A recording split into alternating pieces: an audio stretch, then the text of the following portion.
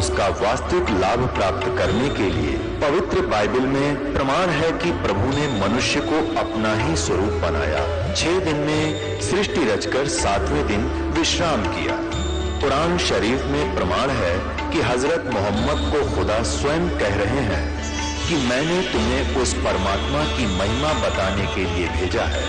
वो परमात्मा कबीर है जिसने 6 दिन में सृष्टि रची तथा 7वें दिन तख्त पर जा विराजा। उसकी खबर किसी बाखबर से पूछ कर तो देखो। कृपया अवश्य सुनिए जगत गुरु तत्वदर्शी संत रामपाल जी महाराज के अमृत वचन। गरीबदास साहिब जी ने कहा, अनंत कोट ब्रह्मंडे का एक रति नहीं भारे, सतगुरु पुरुष कबीरे हैं ये कुल के सिरजनहारे। सतगुरु पुरुष कबीरे हैं ये चारों युग परवाने, झूठे गुरुआ मर गए ये हो गए भूत मसाने। अब आपने शिवजाल जी की दशा देख ली, भूत बनकर अपनी शेषा बुक्की में प्रवेश। तो परमात्मा गरीबदास साहिब ने जो कहा कि झूठे गुरु मर के भूत बने फिरे हैं और उनके अनुयायी कहाँ जाएंगे, सोच लो भक्तों। मोती मुक्ता दर्शत नाही ये जग है सब अंदरे, दिखत के तो नैन चश्म इनका फेरा मोतिया बंदरे। ये परम धनी को आंख बीचों बैठे संता भक्ता ने सोचे भी तो भगवान से मिल गए और कहते हैं ऐसे आंखें बदल कर नो और ऊपर देखो बोला इसमें किम में आंख बदल के देख लो, बिना बदले देख लो। ऋषि मैं ऋषियों ने इसको खूब छान रखा, सारे कमल नारी नारी बता रखे, फिर भी ना पाया भगवान के निराकार। और वह छुरी दादा स्वामी धन सतगुरु गुरुदेव वालों की भगवान निराकार बतावे और परमात्मा सह शरीर मनुष्य दृश्य है और उसके एक रोम को में करोड़ सूर्य मिला दे, करोड़ चंद्रमा, ऐसी शोभा है। तो निराकार कैसे हुआ? तो यहाँ भगवान बताते हैं, समझा है तो सिर धर पाओ, बहुर नहीं रे ऐसा दाव। समझा है तो सिर पर पांव धर लो और आ जाओ सतलोक आश्रम बरवाड़ा में, छुटवा लो पीछा। बोलो सतगुरुदेव की जय। परम पिता परमात्मा पूर्ण ब्रह्म सारी सृष्टि के रचनहार कबीर परमेश्वर जी हम सभी आत्माओं के जनक हैं, ये हमारे पिता हैं। इन्होंने आकर हमें ज्ञान कराया कि आप यहाँ के रहने वाले नहीं हो। जिस स्थान को जिस लोक को तुम अपना मानते हो ये आपका नहीं है, आपको यहाँ विवश करके रोका हुआ है। यहाँ 21 ब्रह्मांड का जो स्वामी है, प्रभु है, जिसको तुम ब्रह्म कहते हो, ये ज्योत निरंजन काल है, इसको शराप लगा हुआ है 1 लाख मानव शरीरधारी प्राणियों का नित आहार करने का।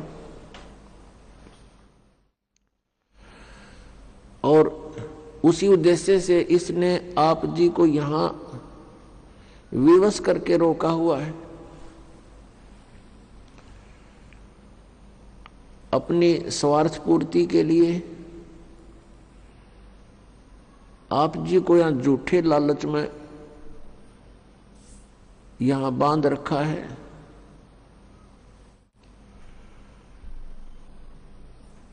और जन्म और मृत्यु का यहाँ का विधान बनाकर आप जी को उसी कोल्हू में पीड़ रहा है। पुण्यात्माओं, अपनों के लिए अपने ही दुखी होते हैं।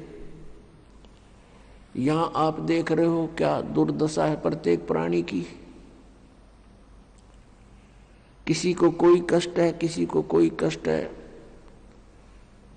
मनुष्य जीवन प्राप्त प्राणियों का ये हाल है। अन्य योनियों का क्या हाल होगा, जैसे कुत्ते के शरीर में, गधे के शरीर में, पशु पक्षियों के शरीर में। कितना दुखी है ये प्राणी। और मनुष्य जीवन में भी क्या हाल है प्रत्येक प्राणी का। कोई प्राणी सुखी नहीं। इस दुख को हमने सुख मान लिया। इस दुख के अंदर थोड़ी सी राहत किसी को है, उसी को हम सुख मान बैठे। इसके लिए परमात्मा कबीर देव जी, कबीर साहब जी कहते हैं कि झूठे सुख को सुख है, ये मान रहा मनमोद, ये सकल चबीना काल का, कुछ मुख में कुछ गोद। परमात्मा कहते हैं कि सभी काल आहार है, ये जो इसने 21 ब्रह्मांड में आपको उत्पन्न किया हुआ है, अपनी उदर पूर्ति के लिए ये सब कुछ किए हुए हैं। आप जी इसके आहार हो, जैसे कसाई बकरे पालता है, उसका उद्देश्य क्या होता है? उन बकरों को सुविधा देने का, अपनी रोजी रोटी और स्वयं आहार करना। उन बकरों के लिए, बकरियों के लिए वो कितनी सुविधाएं करता है, उनके लिए चरागाह बनाता है, जल की व्यवस्था करता है, तालाब, और ऊपर शेड डाल देता है, झोंपड़ी बनाता है गर्मी सर्दी से बचाने के लिए। उन सुविधाओं को देखकर वो बकरे वो समझते हैं कि ये हमारा मालिक बड़ा दयालु है, इसने हमें बहुत सुविधा दे रखी है। और जिसमें वो कसाई, उनका मालिक, उन बकरों के उस स्थान पर आता है तो बकरे उसको अपना एक भद्र पुरुष मानकर, अपना नेक मालिक मानकर उससे प्यार करते हैं, उसके पास आते हैं। कोई तो ऐसे पैरों को उठाकर उसको प्यार देना चाहता है, सीने से लगाना चाहता है बकरा, और कोई उसको चाटता है मुंह जिह्वा से एक प्यार जताने के लिए, और वो देखता है ऐसे हाथ लगाता है, वो उसको चाटते हैं, प्यार करते हैं। वो देख रहा है कि कितना मांस इसमें बन गया, कितने किलो का हो गया, ये कितने का बिकेगा, और वो बकरे सोचते हैं ये हमें लाड कर रहा है, वो उससे प्यार करते हैं।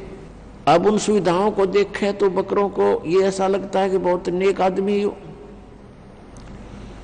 और फिर जब कहीं से ऑर्डर आ जाता है 10-20 बकरों का,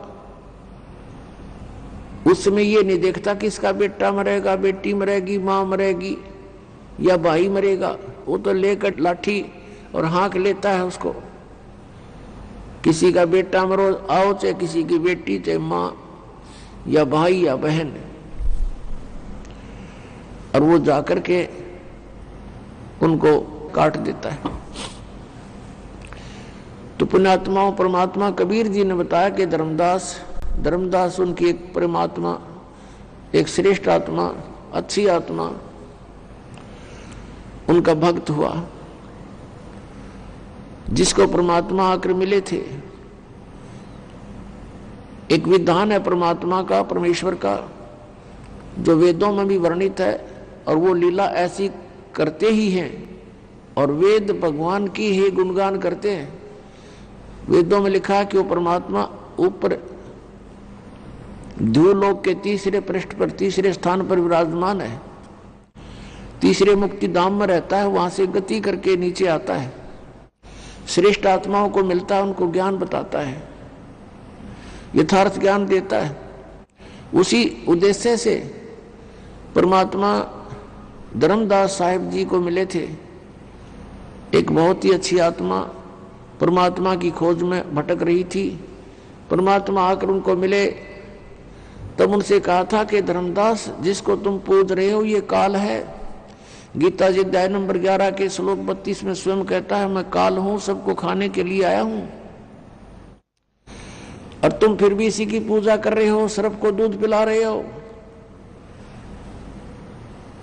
फिर परमात्मा ने बताया कि धर्मदास, जैसे आप जी देखते हो कि यहाँ कितनी सुविधाएं दे रखी है काल भगवान ने, कितनी बड़ी पृथ्वी है, इस पर कितने अच्छे मेवे लगे हैं, मेवा, काजू, किशमिश, फल लगे हैं, सेब, संतरे, और कनक, गेहूं, चना, बाजरा, ज्वार, मकई, और फिर कभी वर्षा हो जाती है, झरने बह रहे हैं, दरिया बह रही है, नीचे जमीन में शीतल जल, मीठा जल भर रखा है। इन सुविधाओं को देखते हैं, शीतल हवा चल रही है, सूर्य उदय हो रहा, अस्त हो रहा है। इन सुविधाओं को देखते हैं तो ऐसा लगता है कि कितनी अच्छी सुविधा हमें भगवान ने दे रखी है। तो इस दृष्टिकोण से तो हम सोचते हैं बड़ा दयालु है ये भगवान, जिसने हमारे को इतनी सुविधा हमें दे रखी है। कितना ध्यान रखा हुआ हमारे प्रत्येक व्यवस्था का, प्रत्येक व्यवस्था को कितना अच्छी तरह हमें दिया हुआ है, कितनी अच्छी व्यवस्था कर रखी है, सब सुविधाएं प्रदान कर रखी हैं। लेकिन उस समय हम भूल जाते हैं, किसी का बेटा मर गया, किसी की बेटी मर गई, एक्सीडेंट में पूरा परिवार का परिवार दुर्घटनाग्रस्त होकर के समाप्त हो जाता है। तो कहां गई फिर इसकी दयालुता? उसमें हम याद भी नहीं करते कि भगवान होता ऐसे जुल्म किया करता है, क्योंकि हम ऐसे लोक में रह रहे हैं, इस गंदे लोक में रह रहे हैं। यहाँ पर ये सदा बना रहेगा, जन्म और मृत्यु, इस तरह की घटनाएं सदा बनी रहेंगी। उसके लिए परमात्मा ने कहा कि एक और स्थान है सतलोक, सचखंड। उस सतलोक में जाने से तुम्हारी ये सब समस्याएं हल होंगी, सब समस्याओं का समाधान होगा। यहां परमात्मा कहते हैं कि मैं रोत हूं सृष्टि को और सृष्टि रोए मोहे। गरीबदास इस वियोग को समझ नहीं सकता कोई। परमात्मा अपनी लीला करता है, अच्छी आत्माओं को मिलता है, उनको ज्ञान देता है। उन अच्छी आत्माओं में से आदरणीय गरीबदास साहिब गांव छुड़ानी, जिला दद्दर, हरियाणा वाले हैं। और उनको भगवान मिले, सतलोक लेकर गए, सचखंड दिखाया, सब व्यवस्था दिखाई, ब्रह्मा विष्णु महेश के लोक दिखाए, धर्मराज का स्थान दिखाया, और जहां प्राणी नरक में दुख पा रहे थे वो स्थान दिखाया। यहाँ का नकली स्वर्ग, महास्वर्ग दिखाया। यहाँ के नकली कंस्ट्रक्शन कर रखी है, इस काल ने अपनी शक्ति से करवा रखी है। नकली सतलोक, अलखलोक, अगमलोक, नामी लोक नकली ब्रह्मलोक में बना रखे हैं, वो भी दिखाए। और जहां बैठकर 1 लाख मानव शरीरधारी प्राणियों को ये आहार करता है, वो भी दिखाया। फिर अपना सचखंड दिखाया, सतलोक दिखाया। और वहां परमात्मा को देखकर, सारी व्यवस्था को समझकर संत गरीबदास साहिब जी बड़े खुश हुए। फिर परमेश्वर ने उनको वापस भेज दिया शरीर में। उस समय गरीबदास जी के शरीर की अंतोष्टि करने की तैयारी थी, मृत जान लिया था, क्योंकि आत्मा को परमात्मा निकाल ले गए थे। चिता के ऊपर रख दिया था तो परमेश्वर ने वापस भेज दिया, तभी वो चिता पर ही हलचल हो गई। नीचे उतराए, उठकर चल पड़े, परमात्मा की आंखों देखे, उस व्यवस्था का गुणगान करने लगे अपनी अमृतवाणी में। परमेश्वर कबीर जी ने गरीबदास साहिब जी के आत्मा में, अंतःकरण में ये ज्ञान भर दिया था जो उन्होंने बाद में बोला। तो यहाँ बताया है कि मैं रोवत हूं सृष्टि को। गरीबदास जी बता रहे हैं कबीर भगवान ऐसे बोला, और तुम रोवत हो मोहे, सृष्टि रोवे मोहे। गरीबदास इस वियोग को समझ नहीं सकता कोई। मैं तुम्हारे लिए भटक रहा हूं, कबीर परमेश्वर जी कहते हैं, और तुम मुझे ना पहचान कर इस काल के दूतों से चिपके हुए हो, इस काल के ही भगवानों से तुम चिपके हुए हो, और मुझे नहीं पहचान रहे, और तुम मुझे खोज रहे हो, तुम मुझे ढूंढ रहे हो, लेकिन मुझ तक ना पहुंचकर इन काल के ही, इन अवतारों तक तुम वहीं चिपके रहते हो, क्योंकि तुम्हें ज्ञान नहीं। अब मैं ज्ञान बताने आया हूं, अब तुम सुनते नहीं। तो परमात्मा ने क्या बताया है? मानुष जन्म दुर्लभ है, मिले न बारंबार, तरवर से पत्ता टूट गिरे वो बहोर न लगता डार। राम रटत कन्या भली, साकट बलो न पूते, छेरी के गल में गलथना, जिसमें दूध ना मूते। राम रटत दारी दर भलो, टूटी घर की छान। वो कंचन महल किस काम के, जा भक्ति नहीं भगवान। राम रटत कोड़ी भलो, चू चू पड़े जो चाम।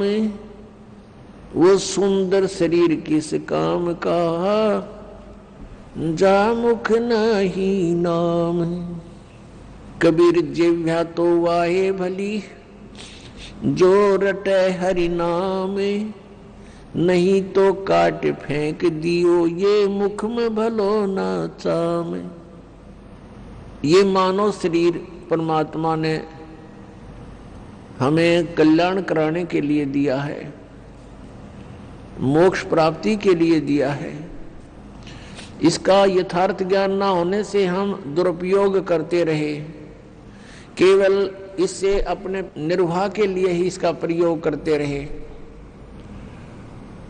जो क्रियाएं हम भक्ति को छोड़कर, सत्साधना को छोड़कर अन्य जो क्रियाएं करते हैं, वो पशु भी करते हैं, पक्षी भी करते हैं, सभी प्राणी करते हैं। तो मनुष्य में और अन्य प्राणियों में फिर भिन्नता क्या रही, क्या आवश्यकता थी इस मनुष्य जीवन की? पुण्यात्माओं, ये मनुष्य जीवन केवल ये कोठी बंगले फैक्ट्री लगाने के लिए, बनाने के लिए नहीं मिला था। परमात्मा आए स्वयं पूर्ण ब्रह्म, और बनारस में, काशी में, भारतवर्ष की पावन पृथ्वी पर 120 वर्ष तक यहां रहे। एक झोंपड़ी में, एक हट के अंदर उन्होंने अपना गुजारा किया। सारे ब्रह्मांडों के दाता, सतलोक के मालिक, सचखंड के निवासी, सर्व सुख संपन्न देश है वो सतलोक, और उसको छोड़कर अपने बच्चों के लिए, आपके लिए, हमारे लिए वो परमात्मा यहाँ आए। और उन्होंने एक ट्रायल करी, एक रिहर्सल किया, एक उदाहरण दिया, उदाहरण पेश किया उन्होंने कि यहाँ पर तुमने ऐसे रहना चाहिए। इससे अधिक यदि तुम धन जोड़ने के लिए प्रयत्न करते हो तो ये तुम्हारी अज्ञानता है। घर तो 3.5 हाथ, गणात 4.25। कहे कबीर अधिका गहे, ताको नहीं विचार। ये अब प्रत्येक प्राणी, मनुष्य शरीरधारी का प्रत्येक प्राणी का शरीर 3.5 हाथ का, उसके अपने 3.5 हाथ का होता है। तो परमात्मा कहते हैं यदि आपने एक कोठी बना ली, ऊपर नीचे 3 मंजिल बना दी, और 4-5 कमरे एक मंजिल में हैं, 15-20 कमरे आपके पास हैं, कक्ष हैं, तो उसमें कहाँ सोते हो आप? एक कक्ष में एक 4 जो 3x6 की होती है, उसको किसी कोने में डाल ले उस कक्ष के कमरे के, बाकी कोठी व्यर्थ है।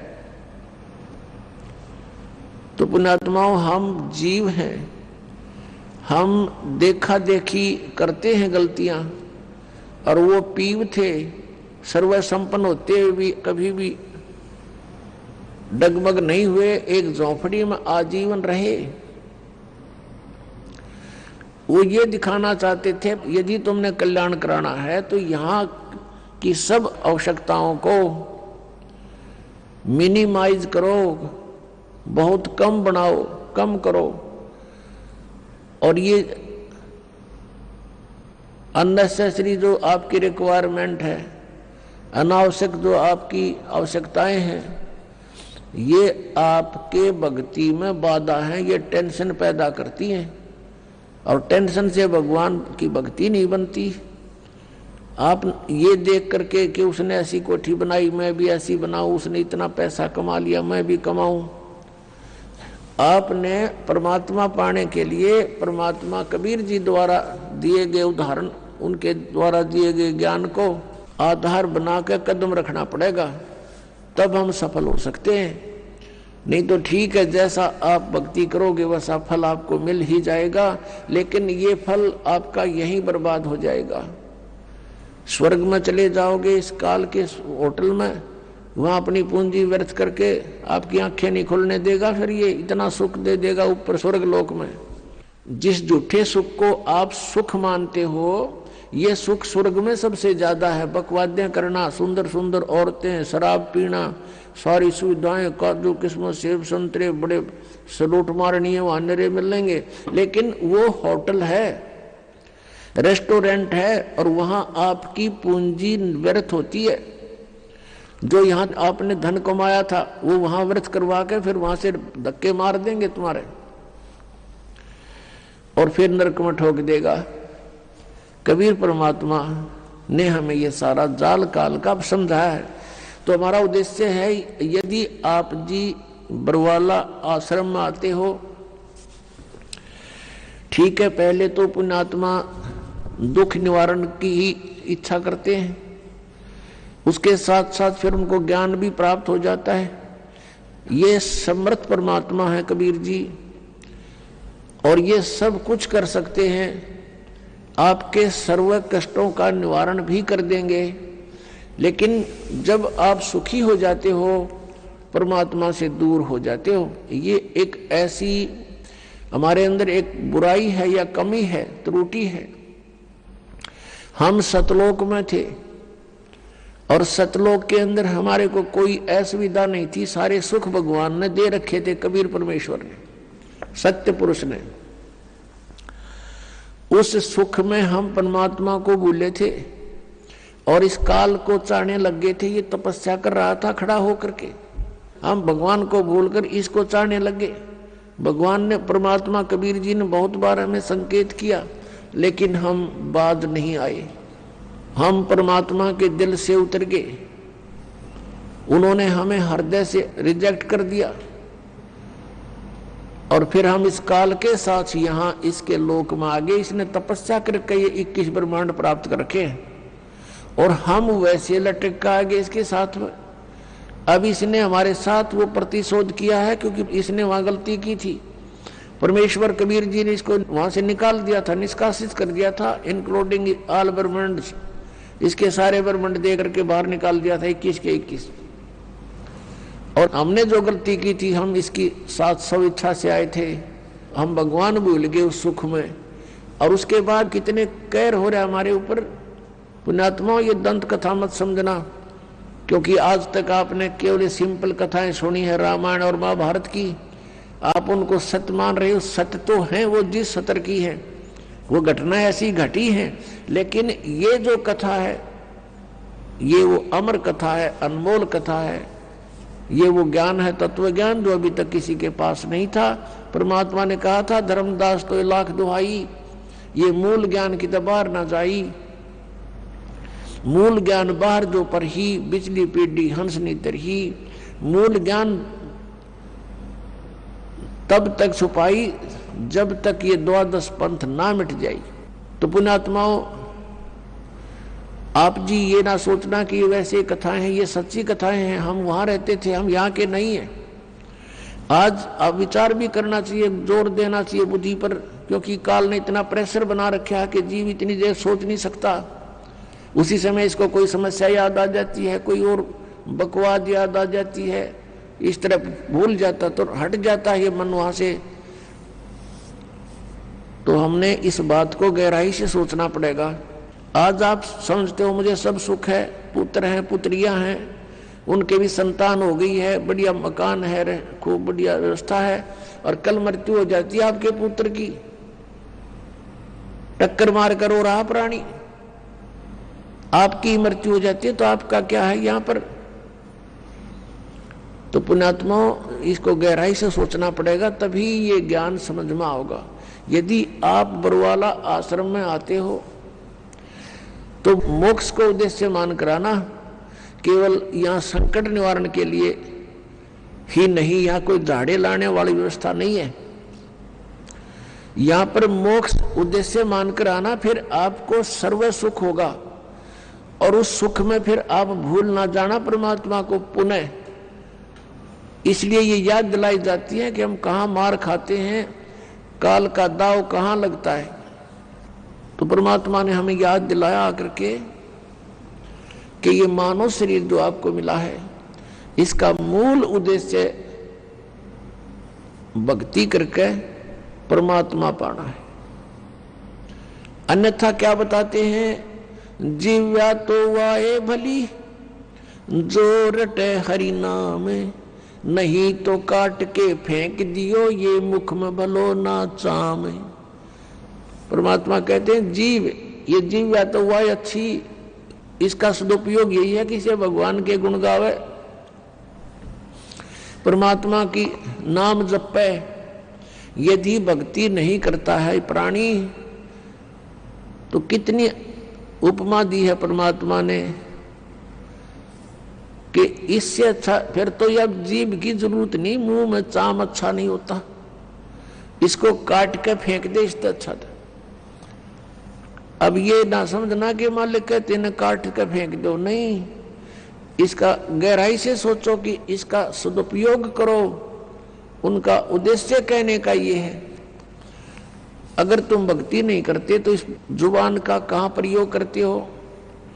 जैसे कोई शक्तिशाली व्यक्ति है, बलवान व्यक्ति है, और दुर्बल व्यक्ति को इस जुबान रूपी तलवार से ऐसा जख्म कर देता है, ऐसे कुशब्द बोल देता है, वो दुर्बल व्यक्ति रोता रहता है, आत्मा से वो चिल्लाता, अंदर अंदर उसकी कसक रोता रहता है, आत्मा बद्दुआएं देती है उसको। तो कहते हैं इतः पराई आत्मा और जीभ बांध तलवार। परमेश्वर बताते हैं कि तुम सदुपयोग ना करके जुबान का, जीभ का दुरुपयोग करते हो, दूसरों की आत्मा को चोट पहुंचाते हो, और कहीं किसी की झूठी गवाही दे देते हो, या कोई सारा दिन अपने पेट के लिए 100 झूठ बोलते हो, 100 हेरा फेरी करते हो, इसे ऐसे रागनी गाते हो, गाने गाते हो, तो ये दुरुपयोग कर रहे हो आप इसका। केवल टेस्ट करते हो, स्वाद नारे नारे लेते हो जीव्या से, तो इसका केवल इतना ही उद्देश्य नहीं था। इसका मूल उद्देश्य परमात्मा के गुण गाना और राम का नाम रटना है। फिर परमात्मा क्या बताते हैं, मानुष जन्म पाए कर नहीं रटे हरि नाम, जैसे कुआ जल बिना फिरे बनवाया क्या काम। परमात्मा कहते हैं मानुष जन्म पाए कर नहीं रटे हरि नाम, जैसे कुआ जल बिना फिर बनवाया क्या काम। अब जैसे जिस कूप में जल नहीं है उसका नाम कूप अवश्य है, पर गुण कूप के नहीं। इसी प्रकार मनुष्य जीवन आपका है, यदि आप सत भक्ति करते हो तो मनुष्य के गुण हैं, अन्यथा मनुष्य के गुण नहीं। परमात्मा की भक्ति ना करके अन्य जो क्रियाएं वो सभी पशु पक्षी भी करते हैं, तो मनुष्य का जीवन उन्हीं के तुल्य बताया परमात्मा ने। क्या बताते हैं भगवान परमात्मा, हमें याद दिलाते हैं, यो सौदा फिर नाही संतो, यो सौदा फिर नाही, यो सौदा फिर नाही रे संतो, ये सौदा फिर नाही। लोहे जैसा ताव जात है, लोहे जैसा ताव जात है, काया दे सराही रे संतो, यो सौदा फिर नाही। 3 लोक और भवन चतुर्दश, 3 लोक और भवन चतुर्दश, सब जग सौदे आही रे संतो, यो सौदा फिर नाही। दुगने तिगने किए चौगने, दुगने तिगने किए चौगने, किन्हू मूल गवाई रे संतो, यो सौदा फिर नाही। यो सौदा फिर नाही रे संतो, ये सौदा फिर नाही। फिर क्या बताते हैं, योदम टूटे पिंडा फूटे, योदम टूटे पिंडा फूटे, हो लेखा दरगाह माही रे संतो, यो सौदा फिर नाही। उस दरगाह में मार पड़ेगी, उस दरगाह में मार पड़ेगी, जम पकड़ेंगे बाही रे संतो, यो सौदा फिर नाही, यो सौदा फिर नाही रे संतो, यो सौदा फिर नाही। जा दिन की मोए डरनी लागे, जा दिन की मोए डरनी लागे, लज्जा रे अकनाही रे संतो, यो सौदा फिर नाही। नर नारायण देह पाय करे, नर नारायण देह पाय करे, तो फिर 84 जाई रे संतो, यो सौदा फिर नाही। कुल परिवार तेरा सकल कबीला, कुल परिवार तेरा सकल कबीला, मसलत एक ठहराई रे संतो, यो सौदा फिर नाही। बांध पिंजड़ी आगे धर लिया, बांध पिंजड़ी आगे धर लिया, फिर मरघट को ले जाही रे संतो, यो सौदा फिर नाही। अग्नि लगा दिया जद लंबा, अग्नि लगा दिया जद लंबा, फूक दिया उस ठाही रे संतो, यो सौदा फिर नाही। फिर वेद पांध फिर पंडित आए, पुराण उठा फिर पंडित आए, पीछे गरुड़ पढ़ाई रे संतो, यो सौदा फिर नाही, यो सौदा फिर नाही रे संतो, यो सौदा फिर नाही। फिर पीछे तू पशुआ कीजे, फिर पीछे तू पशुआ कीजे, गद्दा बैल बनाई रे संतो, यो सौदा फिर नाही। ये 56 भोग कहाँ मन बोरे, 56 भोग कहाँ मन बोरे, कित कुरडी चरने जाई रे संतो, यो सौदा फिर नाही, यो सौदा फिर नाही रे संतो, यो सौदा फिर नाही। प्रेतशिला पे जा बिराजे, प्रेतशिला पर जा बिराजे, पितरों पिंड भराई रे संतो, यो सौदा फिर नाही, यो सौदा फिर नाही रे संतो, यो सौदा फिर नाही। बहुर श्राद्ध खान को आए, बहुर श्राद्ध खान को आए, फिर काग बहे कलमाही रे संतो, यो सौदा फिर नाही, यो सौदा फिर नाही रे संतो, यो सौदा फिर नाही। जय सतगुरु की संगत करते, जय सतगुरु की संगत करते, ये सकल कर्म कट जाई रे संतो, यो सौदा फिर नाही, यो सौदा फिर नाही रे संतो, यो सौदा फिर नाही। अमरपुरी पर आसन होते, अमरपुरी पर आसन होते, जहां धूप ना छाई रे संतो, यो सौदा फिर नाही, यो सौदा फिर नाही रे संतो, यो सौदा फिर नाही। गरीबदास गलतान महल में, गरीबदास गलतान महल में, मिले कबीर गुसाई रे संतो, यो सौदा फिर नाही, यो सौदा फिर नाही रे संतो, यो सौदा फिर नाही। अपनात्माओं, आपका सौभाग्य है, आप जी को ये वचन सुनने को प्राप्त हुए हैं। अपनात्माओं, जब तक हम सतगुरु की शरण में नहीं आते, तब तक हम केवल व्यवहारिक बातें ही सुनते हैं समाज संसार से, और वो केवल एक उदर पूर्ति का ही ज्ञान होता है, वो केवल उदर पूर्ति का ही जानकारी होती है, वो परमात्म ज्ञान नहीं, आत्म ज्ञान नहीं। और आत्म ज्ञान बिना भक्ति की इच्छा उत्पन्न नहीं होती, हम अपना जीवन व्यर्थ कर जाते हैं। पुण्यात्माओं, ये जो परमात्मा की वाणी आपको सुनाई है, इसको बहुत गहराई से सोचना है। इसके विषय में कहा कि ये बातें कहन सुन की नहीं, ये कर पाड़न की है। इनको केवल सुनने तक और कहने सुनाने तक सीमित ना रखना। अब इसमें कितनी गहरी बात बताई है कि ये सौदा फिरना ही संतो, यो सौदा फिरना ही। अब फिर क्या बताया कि लोहे जैसा ताब जात है काया देश राही, तीन लोक और भवन चतुर्दश सब जग सौदय आही। भाई दुगने तिगने किए चौगने किन्हू मूल गवाही। मनुष्य शरीर प्राप्त प्राणी किस सौदे के लिए आया हुआ है? जैसे आप जी किसी दूसरे शहर में जाते हो, दूर देश पहुंच जाते हो, व्यवसाय करने के लिए, बिजनेस करने के लिए 2 लाख 4 लाख रुपए साथ ले जाते हो, और वहां जाकर के आपने किसी धर्मशाला में या रेस्टोरेंट में कमरा बुक करा लिया। यहां तक तो उद्देश्य था सही, आपने जो क्रिया की बिल्कुल ठीक की। आगे वहां जाकर के उस पूंजी से जो आप मूल धन लेकर गए थे, उससे आपका उद्देश्य था कि व्यवसाय करूं और उसके दुगने तिगने चौगने करूं, 4 लाख के 12 लाख बनाऊं, दुगने करूं 8 लाख बनाऊं।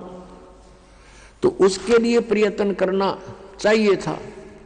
अगर ऐसा करते हो तो आप सही उद्देश्य की पूर्ति कर रहे हो। यदि ऐसा नहीं कर रहे हो, क्या कर रहे हो? जैसे 4 लाख रुपये कोई लेकर गया, रेस्टोरेंट में कमरा बुक करा लिया और खावे पीवे सो जावे, घुट्टी लावे, फिल्म देखे, बढ़िया माल खावे और सो जावे, सारा दिन इधर उधर सैर सपट्टे करता रहे, तो उसकी जो मूल पूंजी थी वो नाश हो रही है, प्रतिदिन घट रही है।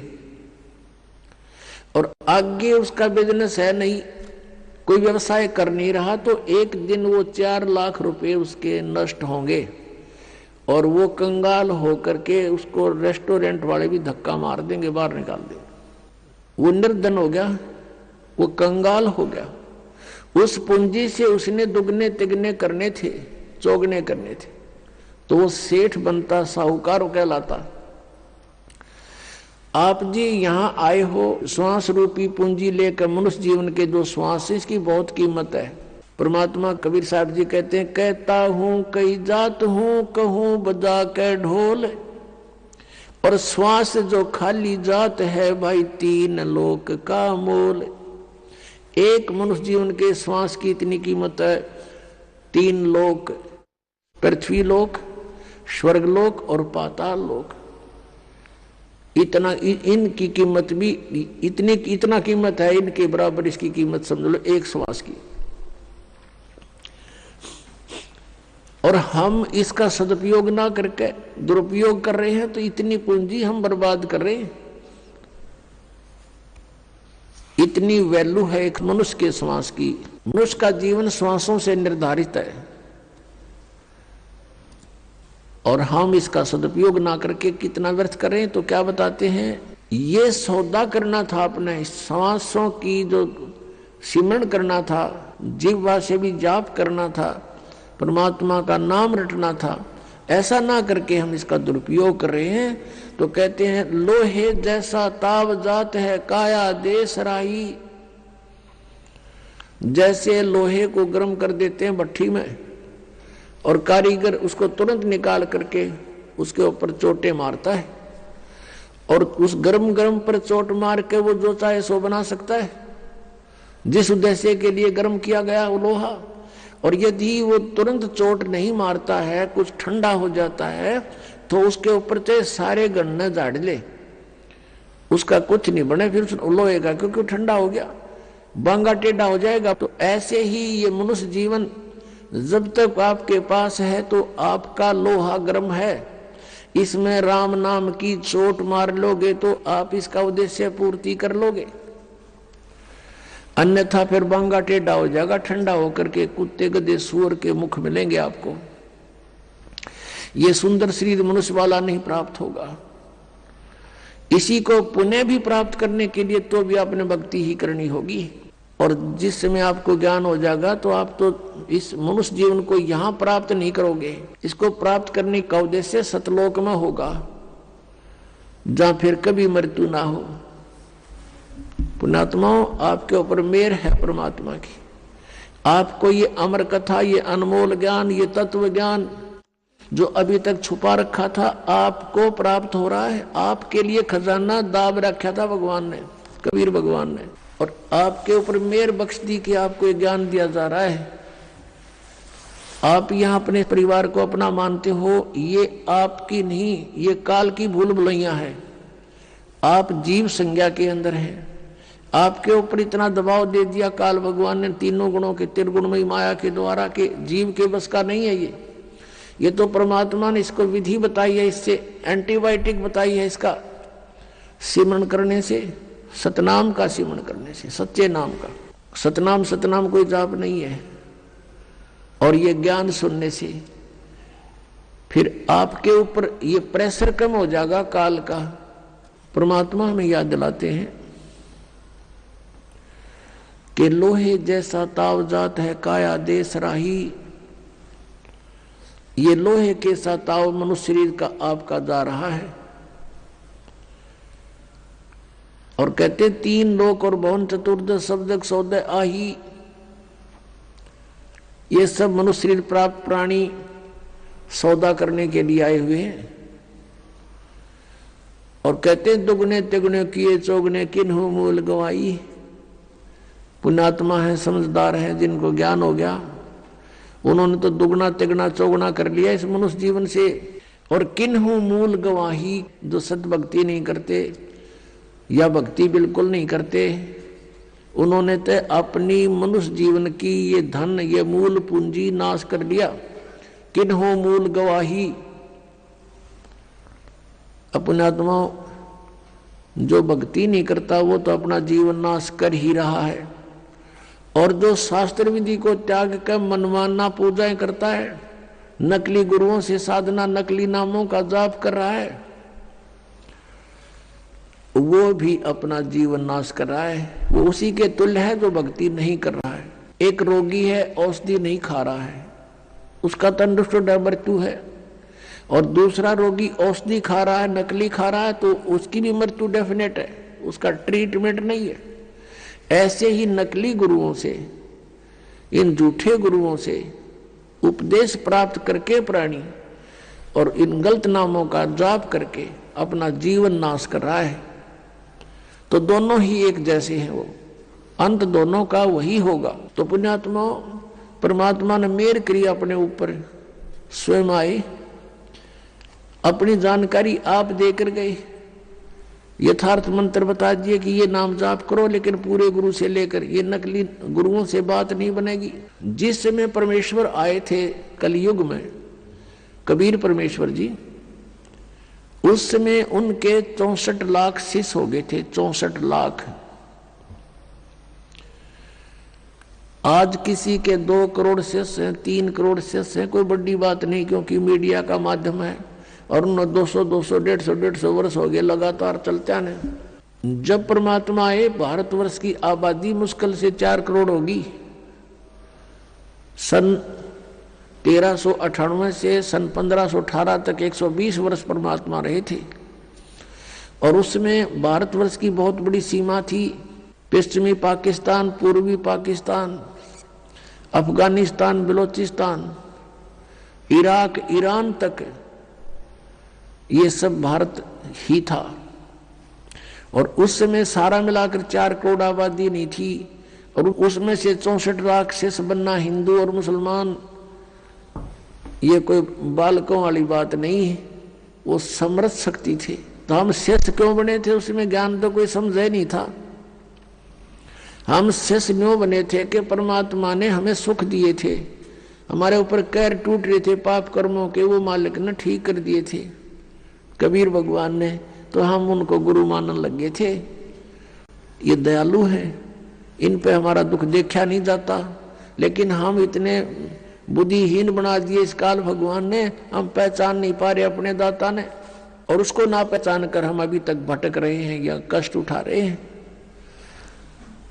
तो क्या बताते हैं परमात्मा के दुगने तिगने किए चौगने किन्हु मूल गवाही। किसी ने तो इसके दुगने तिगने चौगने बना लिए, किसी ने इसका मूल धन ही नष्ट कर दिया। परमात्मा हमें ये याद दिलाने आए थे कि तुम यहाँ के वासी नहीं हो और तुम सतलोक में रहा करते थे, यहाँ पर काल भगवान ने आपके ऊपर इतने कवर चढ़ा दिए, स्थूल शरीर, फिर सूक्ष्म शरीर, फिर कारण शरीर, फिर महाकारण शरीर, फिर कैवल्य शरीर, और उसके अंदर आपका ओरिजिनल शरीर है। तो आपको फिर ये ऐसा शरीर दे दिया, इसमें कदे बीपी आई, कदे लो हो जा, कभी कोई बीमारी, कोई टेंशन होगी, तो हर समय आपको पीड़ित रखता है। इसलिए हम उस परमात्मा को पहचानने में सफल नहीं हो पा रहे। अब हम पहचानेंगे भगवान को, क्योंकि समय आ गया है। आपके ऊपर मेहर करी परमात्मा ने, जिस ज्ञान को अभी तक छुपा रखा था वो आपके ऊपर बरसा दिया भगवान ने, और थोक के बाका बरसा दिया। 1 महीने में 2-2 सत्संग 3-3 दिन के, और आप जी को फिर वहां से जमानत भी परमात्मा करवा के लाता आपकी। ये ना सोचना कि आप स्वयं आप आओगे यहाँ पर, इधर आपका मुख भी नहीं करने दे ये काल, ये सत्कर मान लेना। और चाहे कहीं चले जाओ ये खुश रहता है। किसी राधा स्वामी में देखो करोड़ों शिष्य, धन सतगुरु में देख लो लाखों करोड़ों शिष्य हैं, वहां बेशक जाओ, पर यहाँ आने से पहले 100 बाधाएं पैदा करने की चेष्टा करता है। उसको पता है कि वो तो अपने ही हैं, पंथ है, काल के ही पंथ है। वो तो ना वहाँ नाम है, ना उनका ज्ञान है, दुनिया को काल के जाल में फंसा कर बैठा रखा है। और यहाँ आने से उसकी पोल पाटे सारी